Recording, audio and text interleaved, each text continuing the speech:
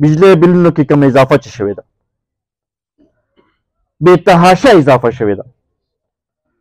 داسې داسې بلونه راغلي دي چې د هغې ټول کور آمدن 15,000 روپۍ دی او بل پسې د 20,000 او د 25,000 نه زیات راغلی دی.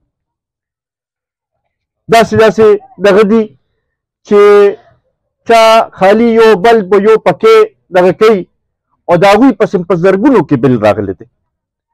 دا بالکل د غریبانانو د وس نه بهر خبره ده.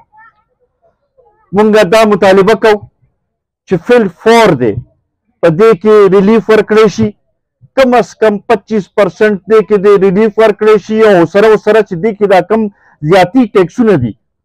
اوس د انکم ټیکس د بجلی سره څه کار، د ټي وي د فیس د بجلی سره څه کار، د ریډیو د فیس د بجلی سره څه کار، دغه شانتې نور هم ډېر ټیکسونه دي چې هغه په دې کې تقریبا زما خیال دی چې د 1800 نه زیات ټیکسونه په دې بل کې لګي.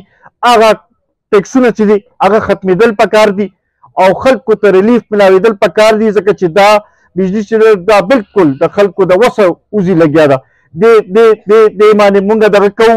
دا پرونه مونږ په دې باندې مظاهره کړې وه په پیښور کې، نن هم دلته کې مونږ دا مطالبه کوو او هغې پورې به دا مطالبه کوو چې څو پورې د خلکو ته ریلیف نه ملو شوی.